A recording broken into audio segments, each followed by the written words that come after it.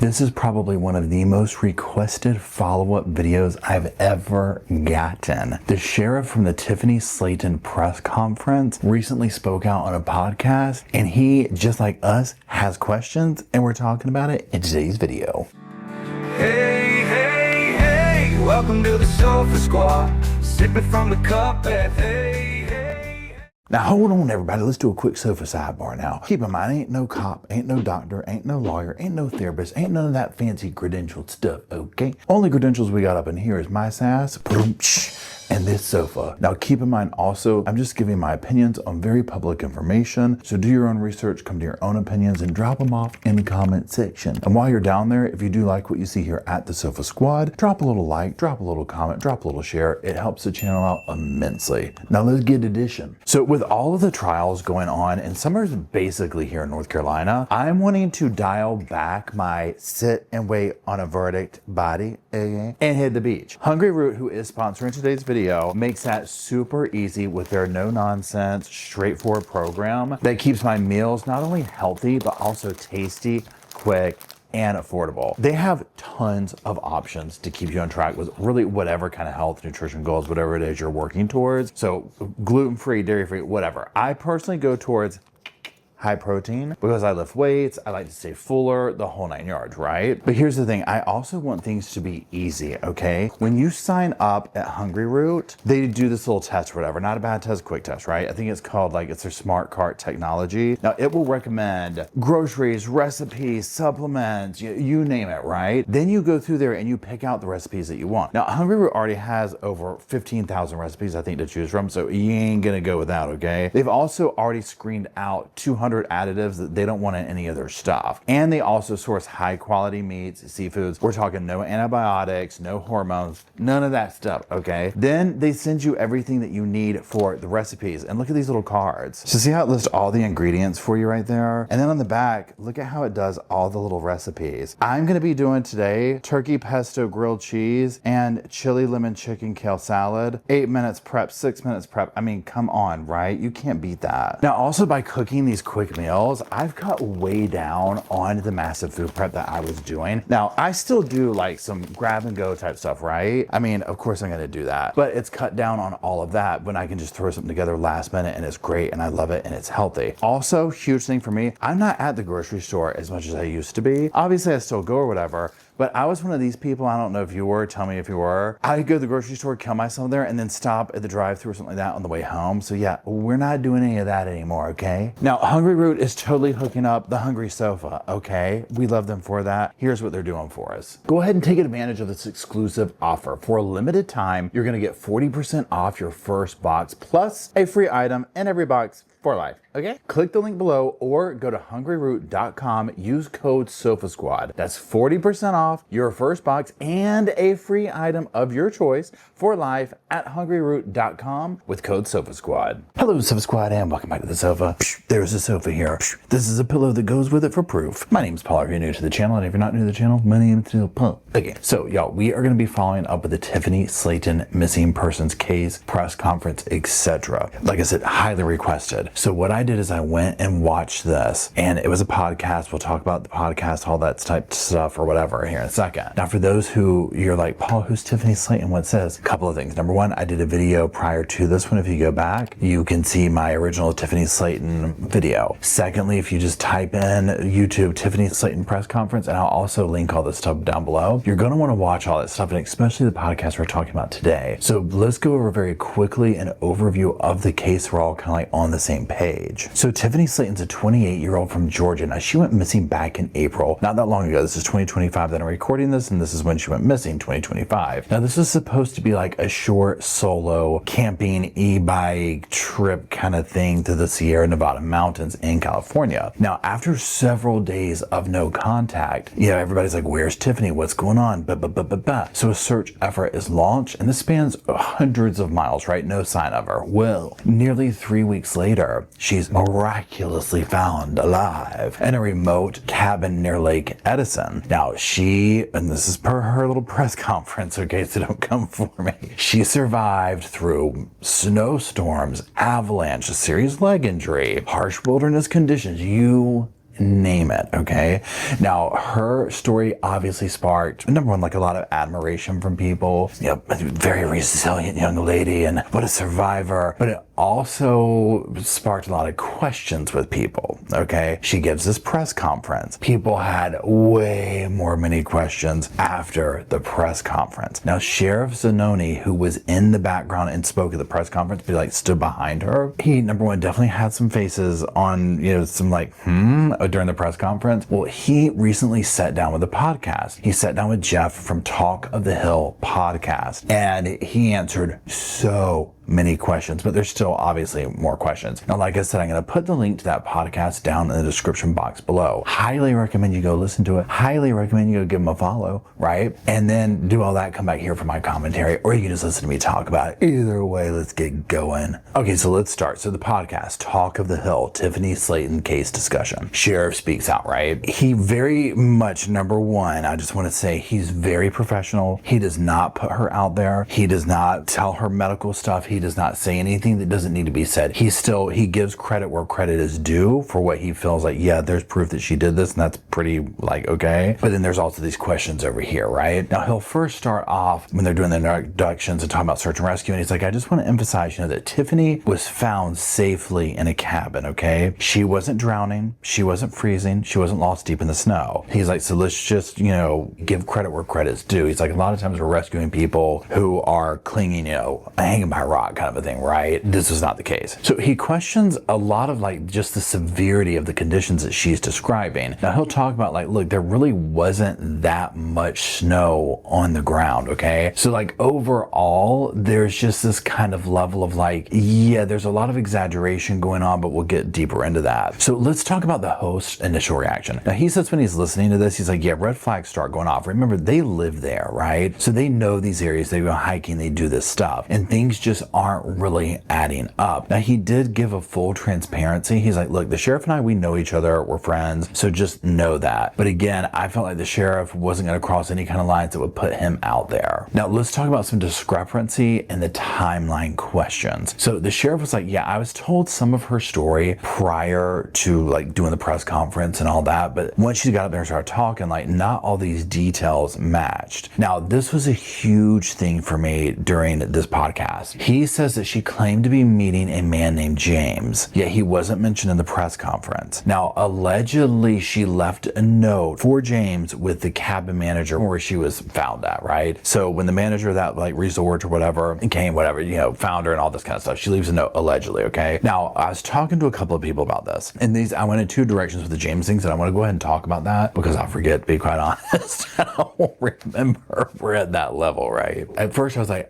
yep, got it. A man was at the center of this, right? This is my interpretation. I was actually kind of confused because it's like, wait, who is this? How is he playing this? To me, the vibe that the sheriff was saying was almost like this was maybe some kind of social media guy that she knew was doing the same hike, and she was like, well, I'm gonna go meet him. Almost like you're trying to run into your celebrity, right? But that never came to fruition. So at first I was like, oh wait, maybe her parents would never let her go run off to the wilderness and do this, understandably, right? So she kind of went off on her own, but then this never ended up happening, and she got caught at the cabin and kind of had to throw it all out there of like, oh yeah, but we don't want to talk about the dude part. Then somebody else I was talking to was like, no, my theory is she made that up so she didn't look so dumb, where it was like, I'm just gonna say I was supposed to meet this dude and that's why I was doing this and blah, blah, blah, blah. So either of those, I'm like, got it. But that's one thing I'm very curious about your opinion on in the comment section. Now, let's talk about the sheriff's skepticism about the blizzard claims. Okay, now remember, these are people, meaning the sheriff, the host, all that, they live there. Now, the sheriff now disputes her account of surviving 13 blizzards. He was like, yeah, the snowfall really hasn't been that bad, and there really wasn't that much snow up there. So he was like, that part, no. He's also talks about the inconsistencies with her survival narrative, especially just regarding overall the weather conditions, okay? He was like, that's just, it's not matching what I know to be here. Now, let's talk about the GPS signal, all that. Now, this is another thing that I was confused on, so y'all help help me out in the comment section, because in the press conference, the way that I interpreted what she was saying was, I couldn't get any 911 calls out or GPS or any of this, but I could ask my phone,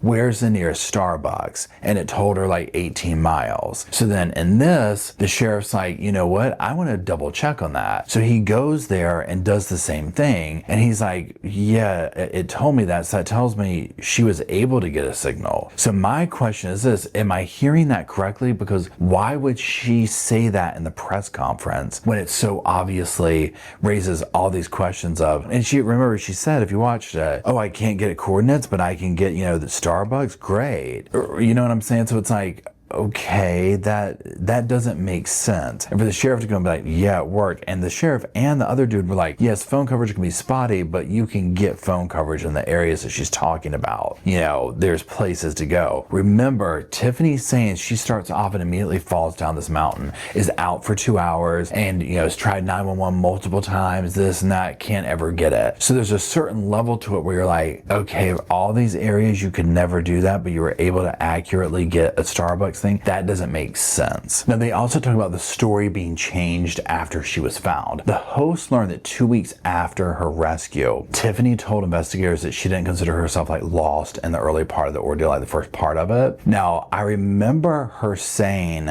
something to this effect, but it was a short amount of time. Now, the host brings up, he's like, this contradicts her narrative about falling, being injured, struggling, trying to survive from the very start, right? Because it's like, if you were sitting here like, I'm in my vacation mode, but you're also talking about, I had this nasty feel right from the beginning, you're not going to take a hit like that and be like, oh, I'm still enjoying vacation, right? And on that note, let's talk about the injuries and their doubts of them. So if you remember, Tiffany was like, yeah, I had to split my leg, had to pop my knee back into place. Well, again, keep in mind, the sheriff especially, it's like, he does this for a living. He's like, this is what we do. Basically, he's like, it's sad to say, but search and rescues keep us in business, right? We do this all the time. And he's like, somebody, if you're the point of splinting your leg or popping your knee back in, he's like, that's going to take a long time to recover. And clearly, as we saw her, she was perfectly fine, right? She's walking around up there a couple of days after. He's like, this could take 2 or 3 weeks to heal. But again, he was very careful. He's like, this is nothing that was in her private medical stuff, whatever. I mean, this is stuff that was put out there by her to the public. And he's like, but I don't know her. I'm not a doctor. I'm none of that stuff. Everybody can be different. However, it is something to note, right? Now, let's also talk about the word avalanche and terminology. Okay, this is something I talked about in the first video that stuck out to me. And the sheriff said that the term avalanche is being very loosely interpreted, right? Because here's the thing. He said basically the same thing that I did. He was like, an avalanche can mean many things, right? If you're walking and some snow falls, okay, great. And it drifts away. And basically him and the other dude, the host, are like, yeah, this is very normal up here. When you say avalanche to somebody like me, I'm from central, Raleigh, Durham, Chapel Hill area of North Carolina, so we don't have mountains like that. Even here in the mountains, okay, we don't have mountains like the Sierras here, right? So when you say avalanche to me, I'm thinking of the scary movies you watch where a whole side of a mountain's coming down and pulling people with it, and search teams go out for weeks with people buried 20 feet under the snow. That's what I think of when an avalanche is, not like I was walking on the side of the hill and some snow slid down. Okay, I think that this is one thing that is very present with Tiffany, is this kind of over dramatic stuff. Now, a huge part of this, y'all, is the Ballerina Syndrome, where he calls her out on this. Now, the sheriff will call out a time during the interview, and he's like, if you look at her standing with the sheriff seal behind her head, they say there's a star like right here, so her head would be like this, right? Well, when a reporter's like, hey, what about this Ballerina Syndrome? She stands on her tippy toes and then walks around, so now the star's like here when she comes back. Well, the sheriff is like, this contrasts with her own claim that she couldn't stand for more than like 3 or 4 minutes. He's like, because she had been standing normal for like, it was like 7 or 8, almost twice that, right? And then the way that she only did it when somebody called it out and she walked back there. And so I'm like, yeah, okay, this just, also contradicts her injury claims, because remember, she's supposed to have popped knees in, splinted legs, do all this, and here she is on her tippy toes, standing up there just fine, right? Now, the host and the sheriff will speculate on the motive, okay? Yeah, it's suggested she may have traveled to meet this dude named James, right? That's kind of like a thread in this, okay? Now, he also believes that the story was overly dramatized, whether it's for tension, money, narrative impact of that, who knows, right? And on that note, let's talk about the GoFundMe controversy. Now, the host brings up the GoFundMe campaign, and he's like, look, the goal of the thing increased even after she was found safe. Now, they both say, because they're not like, they're like, we don't know. I guess the settings for GoFundMe can be like the things increase as the money goes up. So it could have been pre-done to do that. However, the sheriff did say, look, one thing that's set wrong with me is, you know, here's your daughter. She's safe. She's released after 5 hours in the hospital. Like, nothing's wrong with her. Yet, why are you still increasing the money? Why is this even active? You should be taking this down. Like, this isn't like, oh my gosh, we have tons of medical bills. We have this, we have that, you know, this, that, and the other, okay? Now, it was also mentioned about the family staying in the area instead of returning home and treating it more like a vacation. However, I believe the sheriff's kind of like, well, I can kind of see, I mean, they're out here, you know, why not, right? It's like, she's safe. Let's go ahead and just check the area out while we're here. But apparently that part dynamic set wrong with a lot of people too. Now, let's talk about the online activity, family involvement, etc. So the host will say that Tiffany's mother has started apparently multiple GoFundMe campaigns in the past, right? So that's where this gets a little bit slippery. He also notes that the mother makes YouTube videos. Now, I did not know this from the very beginning. Again, does this mean that they're trying to grift? I mean, who knows, right? I don't know them personally, okay? Let's talk about their speculative observations. So the host speculates that Tiffany might be on the autism spectrum or whatever, right? And when they bring this up, and the sheriff is very much like, I'm not commenting on that. I'm not trying to talk about that for obvious reasons, right? Regardless of that, you know, I noticed in the comment sections, a lot of people kind of question this dynamic. But one thing that I really appreciated about these dudes, and like, especially the sheriff, he's like, we're not trying to press charges. We're not trying to go in and like hammer this woman and like be like, but because there is a vibe of there might be something else going on here. And so we're kind of, you know, she's safe. That's all that matters, kind of a thing, right? Again, the sheriff believes that she was trying to meet and hook up with this James dude, basically. And something to the effect also of like her parents allegedly didn't know about this, so on and so forth. Now, he also speculates, you know, okay, well, Tiffany admits that she was fine the first couple of weeks of the ordeal, but also, you know, all this other stuff that she talked about, right? He feels like something went wrong later, forcing her to find the cabin for help. You know, now that could have been she got in over her head or whatever, who knows, right? But this is all speculative because at the end of the day, they don't know. Now, some final thoughts from the sheriff is, you know, number one, yeah, 13 days of blizzards wasn't happening, right? He admits that Tiffany showed survival skills, but believes that the story is exaggerated. So he gives her credit. He's like, look, wherever she actually did go that he has proof, he's like, there's something to be said for that. She definitely put in the work on some level. So we can prove that she went from like point A to B kind of a thing, okay? And he's like, and that's not to be taken lightly what she did. So with her talking about like, I'm a pre-Olympic and I'm this and I'm a forger and I'm this, it probably is all true, but it's incredibly exaggerated. And that's what the sheriff basically thinks at the end of the day. He says, and this is what I think too. He says that there was some kind of edible food in the cabin, right? That was missing. No one knows if she consumed it. The cabin manager that found her or whatever was like, oh yeah, there was a decent amount of this food gone. It seems as if she was in that cabin much longer than she is alluding to. The sheriff doesn't think that it was like this premeditated scam, and I don't think it was that either. He also notes that there was the term at-risk person used to describe her when the missing flyers went out and that kind of thing. So that's also circling back to, remember, the host was like, you know, maybe she's on the spectrum, whatever. Like, why would you, like, that's usually used for like a vulnerable population of some sort. Now, you would consider anybody at that stage that's lost in those kind of mountains vulnerable, right? I get it. But again, they don't know why at-risk was used. Now, he reminds the listeners that she did not report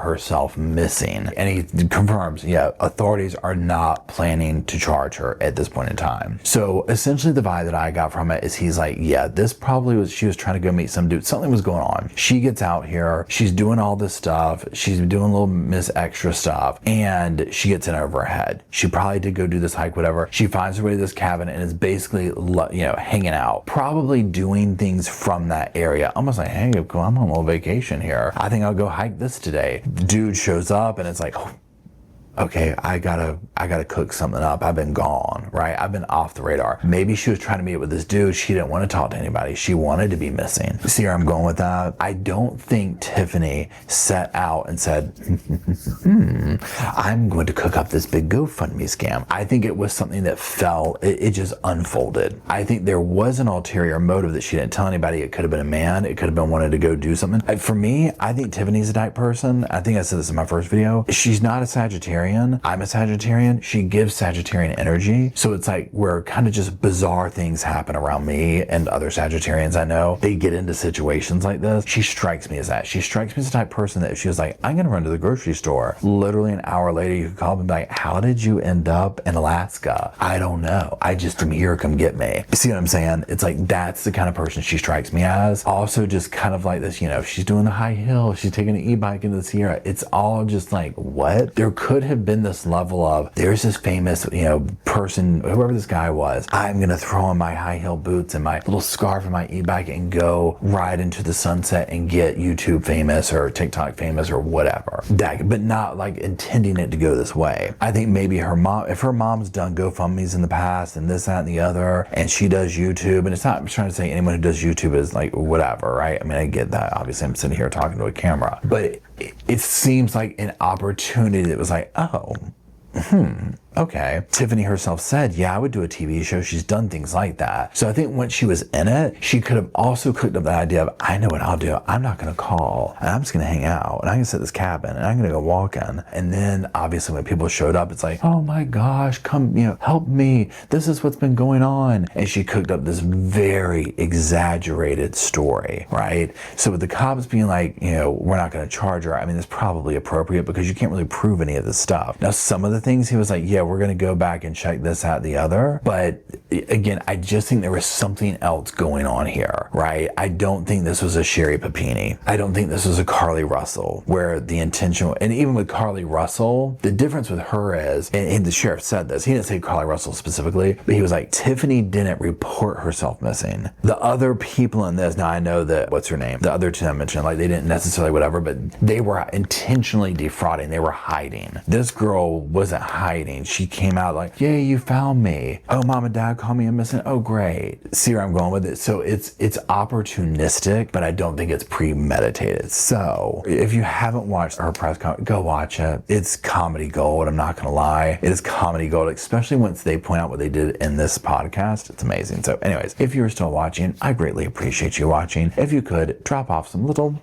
sofas in the comment section for myself, Roscoe in spirit, Bo and Luke, and you, the Sofa Squad. That way we'll have a place to sit and hang out while we talk about the Tiffany Slatons of the world and all these other crazy cases we talk about. And until we gather down there to do all that, I'll see y'all soon. I just wanted to say thank you again for watching the whole video, and also thank you for being part of the Sofa Squad. Special thanks to all the Patreon members, channel members from both of my channels, everybody who likes, shares, subscribes, comments in the comment sections. It helps the channel out so much. Now don't forget, I do have that other channel, the podcast channel. That's where we go live, we hang out, we talk. We have kind of sort of a schedule, but just be sure and check it out. I'll put it up here on the screen. And then like I said in the beginning of the video, if you want to follow me and Roscoe on the Instagram, go on, check it out. It's right here on the screen again. But once again, thank you very much. I really appreciate you being part of the Sofa Squad, and I'll see you in the next video. Hey, welcome to the Sofa Squad. Sipping from the cup that, hey, hey, hey, come laugh with the Sofa Squad. Can't roll my damn eyes hard enough.